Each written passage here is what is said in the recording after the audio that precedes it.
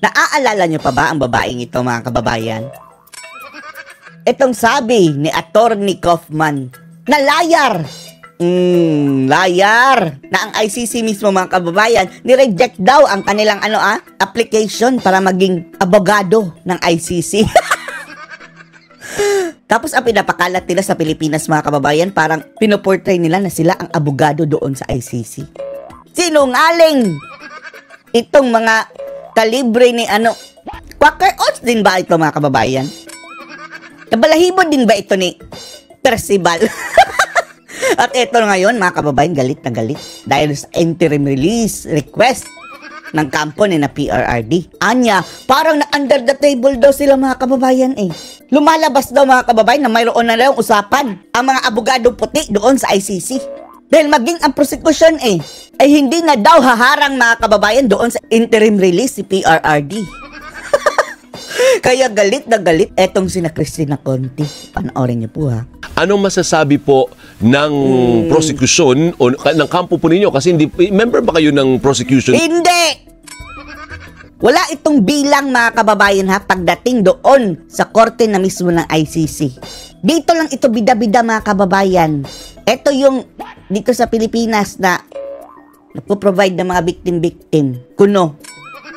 Non attorney o hindi, di ba? Victim. Victim. Animal. Pero mga kababayan, pagdating doon sa hearing talaga, wala itong bilang. Ano mga biktima sa hirit ng dating Pangulong Duterte? Naku. Biktima daw. Aling Sheila? Madaling araw, ang hirap manggising. Pero, sakto nga, kagabi kasi. Na high blood ba, kababayan? Pagising niya, nakita niya yung balita interim release. Merong forum or discussion sa People's Academy tungkol sa ICC. Kaka-report ko lang, kaka-lecture ko, sabi ko, iniintay nga namin kung mag-i-interim release. Pagpatak ng 12 midnight, ayun na nga, na-upload. Kasi ang 12 midnight sa atin, 6 p.m. sa kanila. Opo. So after hours. Ang tansa ko doon sa mga biktima na hindi pa nagigising.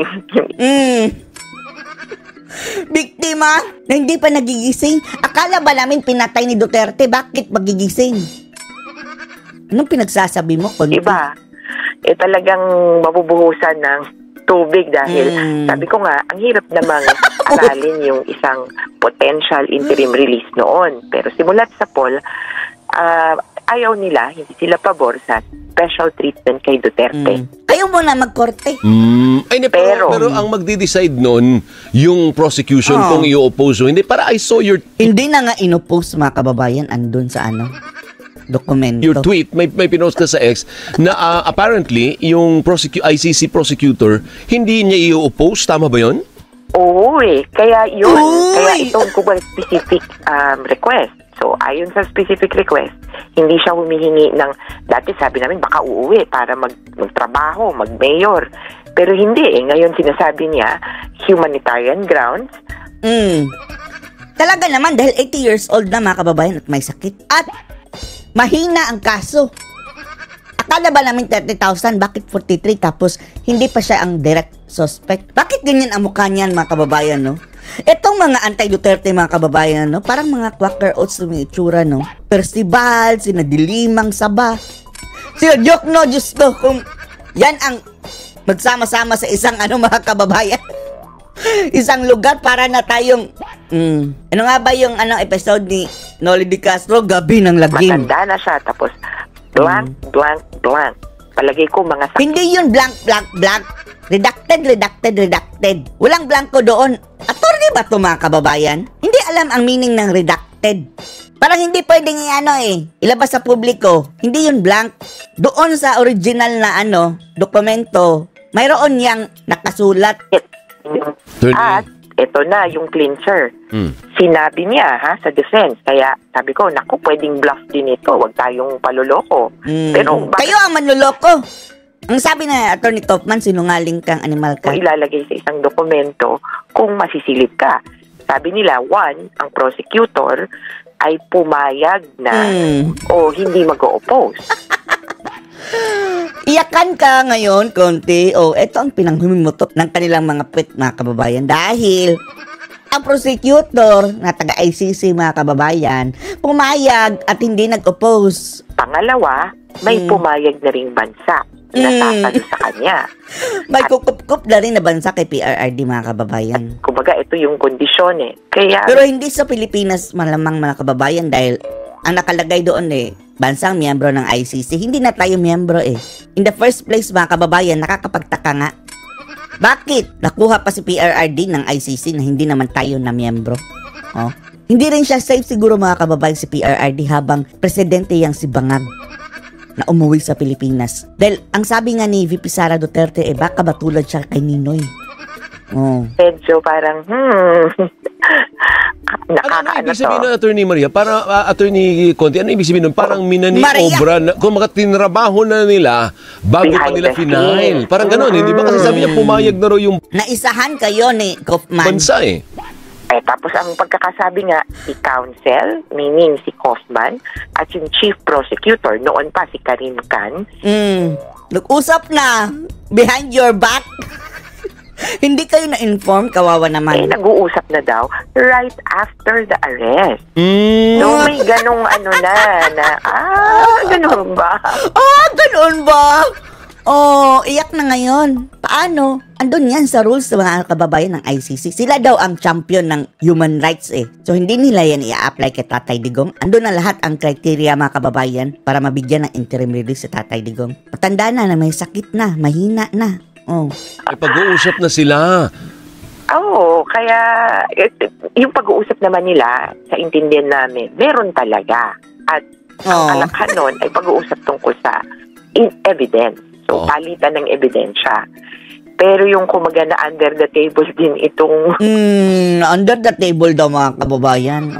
Etong mga animal na to, gawain siguro nila, mga kababayan, hindi mo lang naintindihan yung proseso dahil in the first place, hindi ka kabilang sa mga prosecutor. Under the table agad ang mga kababayan ang kanilang iniisip. Malamang, mga kababayan, ang ICC, isa sa mga dahilan na nag-grant nila ang ang interim release ni PRRD, kung i-grant pa nila ay dahil sa walang humpay na dagsa ng tao, mga kababayan dyan, mga Pilipino sa ICC grounds. Naingaya na siguro, ang dami nila. Araw-araw na lang, nabwisit na sila, mga kababayan, dahil laging nandoon yung mga tao nakatingin sa ICC. Although walang ginagawa, mga kababayan, pero ang sa isip nila, parang nasunog na. Parang nang dinimolish sila yung building ng ICC. Interim release, nako.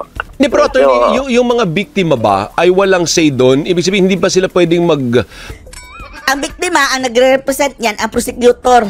Pumayag na. Hindi mag-o-oppose. Pumunta din sa court na sabihin, we oppose. Sige, pumunta kayo. Ang tanong, sino yung mga victim? Wala nga silang mahagilap na victim, mga kababayan. Si Matubato lang at sila Cañas. Hindi nga yun victim. Sila nga ang, nagsasabi sila daw ang mga hitman. Tapos tinanong kung ilan na napatay, wala. Or trabaho yun ng prosecutor? Depende yan sa court kung paano nila i-appreciate. Kasi ako, ang worry ko, yung blank, blank, blank. So, hindi yung blank, blank, blank kasi, redacted. Wala na siya, tapos blank, blank, blank. Yung kung sakit yun, at paano nakapasa ito, mga kababayan, ng bar? Urgent, ay maaring magpasya according to the merit, yung court. Kasi urgent Ano yung blank, blank, blank na sinasabi mo? So nga, walang blank, blank, blank, no such thing, mga kababayan. Parang redacted? Redacted, sorry. Mabuti pa itong si taga-Abayas. Reporter, alam pa. Ang word na redacted, hindi naman yun blank. Redacted version yun, mga kababayan, for public release, para hindi for confidentiality o basta mga sensitive information, mga kababayan, para hindi ma-compromise yung proseso dyan sa korte. Sabi niya, blank, blank, blank. Redacted, okay. Redacted, heavily redacted itong version. Heavily blank, blank, blank.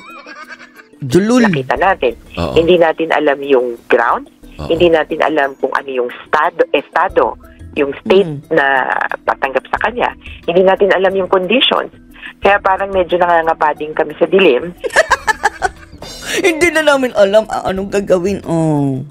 Taranta na sila mga kababayan. Pero ang klaro, meron. Pero may hearing pa ba doon? Di ba may motion? Ano po? Yan ba idadaan pa sa hearing o antemano magdi-decide na yung ICC? Sinulong niya nga. Wala pang hearing.